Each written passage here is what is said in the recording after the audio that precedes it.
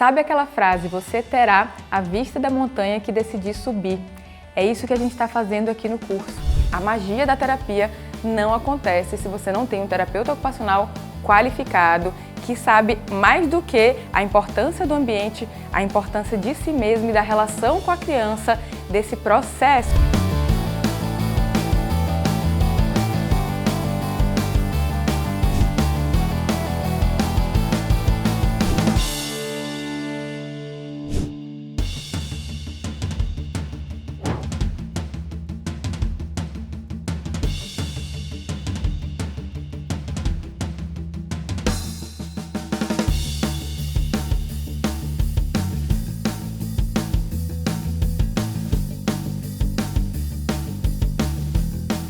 Que é justo que muito custa, que muito vale. Esse é um conhecimento valioso para você impactar a vida de tantas pessoas, das crianças, das famílias, da sociedade em geral. É para isso que a gente está aqui.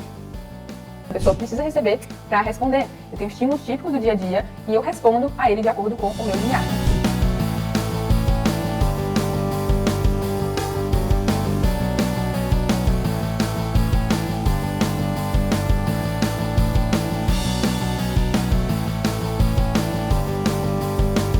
Vamos lá para o próximo?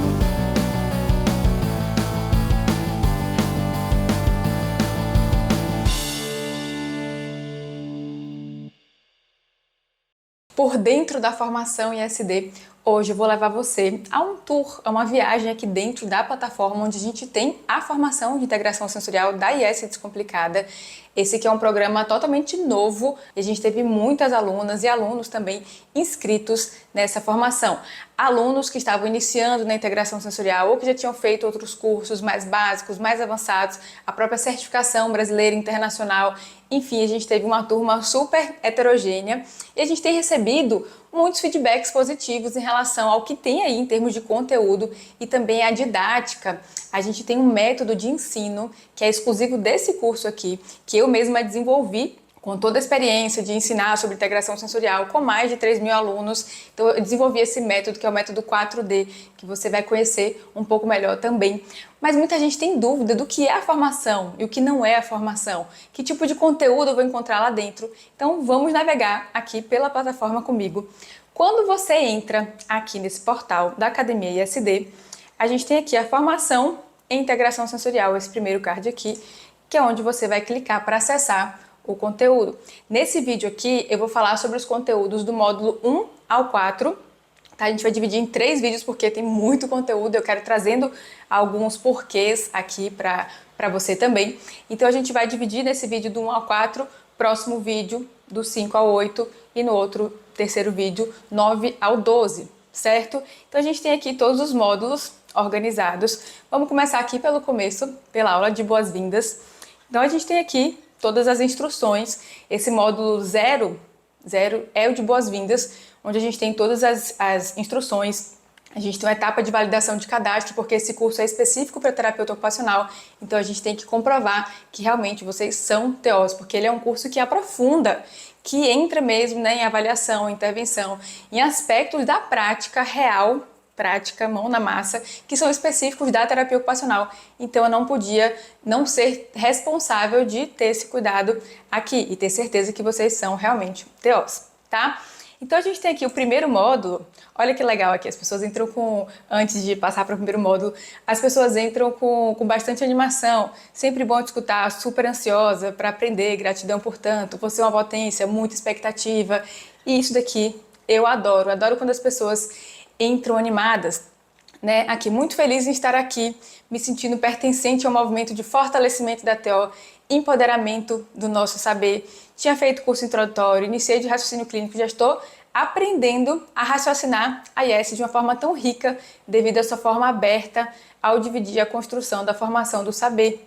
Minha roda dentada da engrenagem ainda está travando, mas já o óleo da Samara banha essa engrenagem de energia e junta com a minha motivação e engajamento vai dar uma belezura de conhecimento e aplicabilidade na vida real da TO aqui.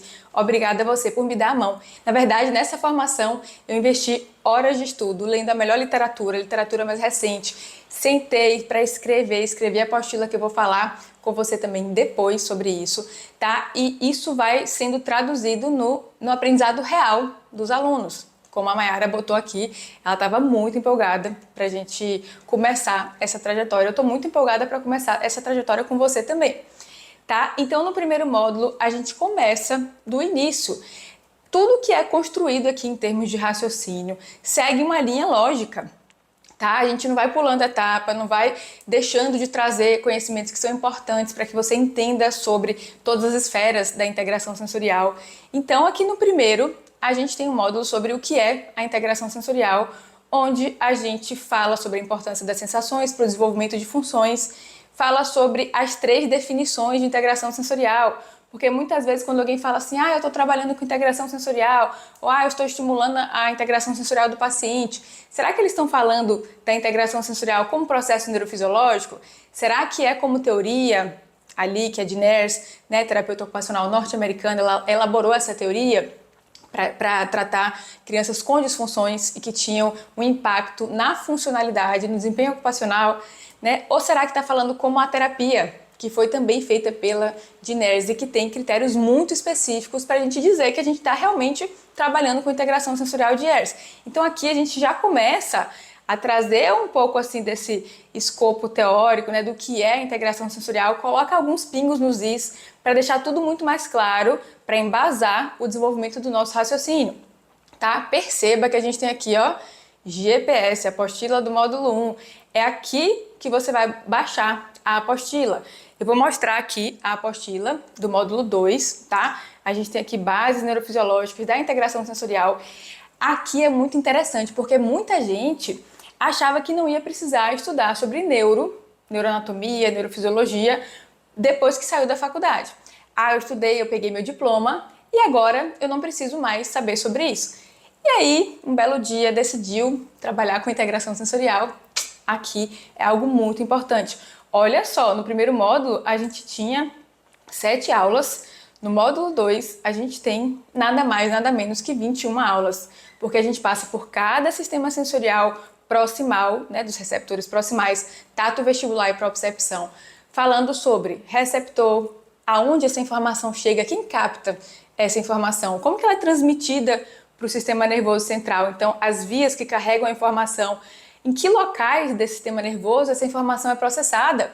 Isso importa, porque se eu falo, poxa, tem uma conexão aqui com o sistema límbico, eu sei que tem a ver com emoções, com formação reticular, eu sei que vai ter relação ali com regulação do nível de alerta e excitação. Então, quando eu vou dizendo quais áreas do sistema nervoso central aquela informação chega e é integrada, automaticamente eu já vou pensando sobre função. Isso vai desencadear, uma cascata de raciocínio na nossa cabeça, porque depois eu vou pensar em função, vou saber de disfunção, vou saber de tratamento, tá? Então a gente tem tudo isso, os locais da integração e também as implicações ocupacionais, tá bom? Uma criança que tem dificuldade tátil, vestibular, proprioceptiva, nisso, naquilo, o que isso vai acarretar em termos de dificuldades no desempenho ocupacional, tá? Só para você ver aqui baixando, clicando nessa apostila, módulo 2, você já tem acesso à apostila do curso, ela é liberada por módulos, justamente para ninguém tentar ficar pulando a etapa ali, buscar coisas do final, tem que ir seguindo essa linha de raciocínio, porque ela não é arbitrária, ela tem um motivo aí por trás. Então, quando clica aqui, você já pode fazer o download da apostila, certo? Então, aqui, eu já abri aqui para ficar mais fácil, ela tem ela é bem robusta, só o módulo 2 são 23 páginas, e ela tem toda uma questão de ser uma apostila viva, ou seja, isso significa que você vai colocando, preenchendo algumas coisas nessa apostila também, e tem muitos exercícios para que a gente consiga transformar essa teoria em prática. Quando a gente tem um aprendizado passivo, onde eu sento e assisto a aula, eu tô lá rolando o feed do Instagram, eu tô lá lavando louça, eu tô lá fazendo alguma outra coisa, eu não consigo ter o melhor aproveitamento desse conteúdo, tá? É tipo 10%. Se você quer sair da zona dos 10%, você tem que entender como focar sua atenção naquele momento ali, certo? E também fazer algo, ser ativo nesse processo. Por isso que a gente tem aqui essa apostila. Então a gente tem várias informações, a gente tem diagramas, a gente tem aqui exercícios de reflexão, de fixação e de ação. São 3 tipos de exercícios diferentes, tá? E muitas coisas bacanas. Essa apostila aqui é de neurofisiologia, né, que é o do módulo 2, mas a gente tem muita coisa legal aqui mostrando o que você vai encontrar aqui nesse módulo. E tem uma apostila para cada módulo, lembrando, certo? Aí a gente encerra aqui essa parte de bases neurofisiológicas. Entendi da teoria, entendi dessas bases neurofisiológicas. O próximo passo, no módulo 3, é aqui a gente entender sobre os transtornos de processamento sensorial, que também são chamados de disfunção de integração sensorial. A gente esclarece toda essa questão de terminologia, a gente traz, né, quais são os diagnósticos que são comuns da gente encontrar disfunções sensoriais, porque a gente sabe que crianças típicas podem ter disfunções sensoriais, mas que é muito mais comum que uma criança, por exemplo, que tenha um diagnóstico de TEA ou que tenha prematuridade, enfim, outros diagnósticos. Aqui nessa aula a gente apresenta isso, sobre essa prevalência maior em alguns diagnósticos específicos. E aí eu vou criando ali aquela base para a gente não chegar já falando da disfunção sensorial, pá, é esse o nome, é isso, o que acontece. A gente vai trazendo algumas teorias que embasam isso. Então aqui, que tipo de disfunção sensorial, conceitos de modulação, o que é limiar neurológico, o que é habituação e sensibilização, o que é faixa ótima de engajamento, como que funcionam os mecanismos de estresse. Se a gente não entende isso aqui dos mecanismos de estresse, a gente vai continuar batendo naquela tecla de eu vou fazer a criança que não gosta desse estímulo se acostumar com esse estímulo. E a gente já sabe que isso é proibido quando a gente fala sobre aversão em disfunção de integração sensorial. A gente não vai tentar dessensibilizar essa criança, e nessa aula a gente explica isso daqui. Né? Nível de alerta, nível de atividade, que é uma coisa que a gente tem as pessoas confundindo muito isso, certo? Aí a gente vem aqui sobre o que é praxis, alguns construtos relacionados à praxis, e apresenta classificações diferentes sobre as funções sensoriais. Tem a de Miller, que é a mais antiga, tem a de Bodson, que a gente vai passando padrão por padrão, falando o que acontece, quais são as dificuldades que uma criança com, por exemplo, defensividade tátil demonstra, uma criança com integração vestibular bilateral inadequada demonstra, ou uma criança com processamento proprioceptivo inadequado. A gente passa por cada uma das 11 divisões que a Stephanie Bodson e outros pesquisadores trazem, tá? Para trazer à luz essa questão de sintomas específicos e dar aquele start de opa, aquela criança está com dificuldade de graduar força. Na hora que ela vai brincar, ela põe força demais ou ela põe força de menos. Será que pode ter a ver com uma falha no processamento de propriocepção? Isso daqui já vai despertando esse olhar avaliativo. É por isso que ele é ainda maior do que o módulo 2. O módulo 2 a gente viu que tinha 21 aulas, aqui tem 29. Tá? E aí depois a gente tem aqui também, né, outra classificação, que é a classificação da Bundy e Lane, Anita Bundy e Shelley Lane, do livro mais recente. Então eu trago aqui essas classificações também. E como olhar para essa classificação mais atual, trazendo conteúdos, conhecimentos das classificações mais antigas, porque a ciência é isso, minha gente. A ciência é evolução a todo momento. Cada autor vai escrever, vai dividir, vai classificar de uma forma diferente, mas eu preciso saber que, poxa, o autor X falou sobre tangerina e o Y chamou de bergamota. E agora, não são duas coisas diferentes, mas eu preciso saber, por isso que eu preciso conhecer várias classificações, certo? E aí, finalmente, a gente chega aqui no módulo 4, que é um módulo que dá pra gente uma forma, eu gosto de falar como uma forma para o nosso raciocínio clínico. Inclusive, dentro das pesquisas científicas, todos os estudos que vão falando sobre a eficácia de intervenção, porque a gente sabe que hoje integração sensorial de Ayers, com todos os critérios ali específicos, seguindo a medida de fidelidade, seguindo esse DDDM aqui, essa forma, ela tem evidência científica. Então esses artigos falam, use o DDDM para conseguir fazer o melhor processo ali e ter os melhores resultados. Então aqui de novo a gente tem, né, a apresentação do módulo, a apostila, e a gente tem aqui aulas para ir destrinchando os passos do DDDM. Então a gente tem aqui, passo 1, identificar pontos fortes e desafios na participação.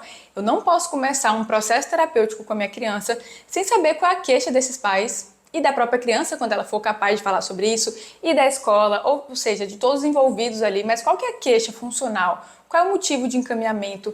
E mais do que isso, algo que a gente não costuma fazer, que é saber olhar, perguntar, investigar os pontos fortes da criança. Isso a gente problematiza um bocado aqui nessa aula, porque a gente está muito acostumado a ver o que está aí de errado. O que eu preciso consertar? A gente sabe que a gente não conserta nada, mas a gente fica olhando ali o que está dando errado, o que está ruim, isso, aquilo, o que eu vou poder melhorar. Mas e os pontos fortes que essa criança tem? Seja comparando ela com ela mesma, seja baseado nos interesses dela, isso é muito importante. No segundo passo aqui a gente fala sobre como conduzir a avaliação abrangente, que tipo de coleta de dados a gente vai fazer, onde que a gente vai buscar a informação. Eu vou avaliar a criança, eu vou usar o perfil sensorial. O perfil sensorial não avalia a criança, avalia a percepção que os pais, cuidadores, professores têm dessa criança. Então, o que mais que eu vou usar? Mas minha criança não responde a nada, nenhuma situação estruturada, nenhum teste padronizado. A gente tem coisas para fazer aqui. E olha, tem muita coisa. Então, aqui nesse passo 2, a gente vai falando sobre isso, os tipos de fonte de dados, como conduzir o processo de avaliação em 4 etapas, como é proposto pelo DDDM, né? Tomada de decisão baseada em dados. Passo 3, gerar hipóteses. Como que eu gero, como que eu escrevo? Não fica na minha cabeça. A hipótese não fica na minha cabeça, eu não verbalizo para a família e tudo. Eu escrevo, eu documento. A gente tem que fazer essa prática responsável e ética, tá? Aí o passo 4 aqui de escalar, de desenvolver e escalar as metas, e o passo 5 de identificar medidas de resultado. A gente destrincha isso também. Inclusive, depois a gente tem um módulo separado lá na frente, já dando spoiler aqui, né, falando sobre como fazer esse processo de escrita de metas e como medir o progresso da criança. Porque uma dificuldade muito grande dos terapeutas ocupacionais é: eu não sei se meu paciente está evoluindo. O pai diz que está, eu acho que está, mas eu não consigo atestar isso. Eu não consigo fazer gráfico da minha intervenção. A minha criança não responde a um teste padronizado e, por consequência, eu não consigo saber real ali, palpável, número, se essa criança está melhorando. Existem outras formas, até para as crianças mais graves, mais comprometidas, certo? Aqui o passo 6, preparar a intervenção. Como é que eu preparo esse cenário para a intervenção? Tem todas as diretrizes. E o passo 7, de conduzir a intervenção propriamente dita, e o passo 8, de medir resultados e monitorar o progresso. Então a gente vai destrinchando todo o DDDM aqui, porque ele vai seguir como uma forma para a gente ter a melhor receita possível. Agora, os ingredientes que a gente vai colocar dentro dessa forma é o que vai importar para a nossa receita realmente ficar muito maravilhosa.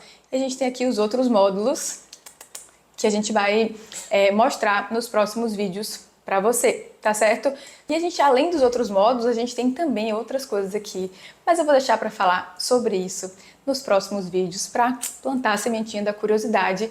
Espero que agora esteja dando para você ter uma noção melhor do que é a formação em SD, do que tem aqui dentro. Lembrando que a gente falou só sobre conteúdos dos 4 primeiros módulos, isso é 1/3 da formação. A gente vai ter vídeo falando sobre a parte 2 e a parte 3. Isso já ajuda você, inclusive, a pensar o que eu preciso saber sobre integração sensorial para realmente ter uma prática com clareza, com segurança, com assertividade. Esse é o maior objetivo da formação em SD, que os terapeutas ocupacionais eles consigam saber o que estão fazendo, olhar para o paciente, receber esse paciente e não ficar ansioso, angustiado, ai meu Deus, não sei o que fazer, e aí fica brincando, e sabe essa coisa do... Quem nunca passou por isso? Eu, inclusive, já passei bastante. Mas é uma sensação muito ruim, é por isso que eu luto tanto para as pessoas poderem ter mais segurança, mais conhecimento, e a gente sabe que é difícil ter acesso a conhecimento de integração sensorial. Não é à toa que eu suei um bocado. Por isso que eu desenvolvi o método 4D. Ele é um método que incorpora 4 elementos que fazem diferença no nosso aprendizado para ele ser real, eficaz, efetivo. Eu quero todo mundo aqui com facilidade de aprender sobre integração sensorial, por mais que seja um conteúdo difícil. Não estou dizendo que é fácil, mas eu estou dizendo que é possível se a gente seguir linha de raciocínio, metodologias apropriadas, para ter mais segurança, mais clareza, ver os resultados ali palpáveis com as crianças. Não tem nada melhor do que satisfação profissional. E além de tudo, prezando pela nossa saúde mental e a nossa qualidade de vida, porque o que mais tem é terapeuta adoecendo por sobrecarga, por não saber o que está fazendo, por atender não sei quantos pacientes ao mesmo tempo. Enfim, eu não quero nada disso. Então, por hoje é só. Qualquer dúvida que vocês tiverem, comentários, coloca aqui embaixo no vídeo, tá? E a gente espera vocês no próximo, no vídeo 2. Lembrando que também tem o vídeo 3, a gente vai trazer aqui conteúdos muito bacanas que tem aqui dentro da formação. Até mais!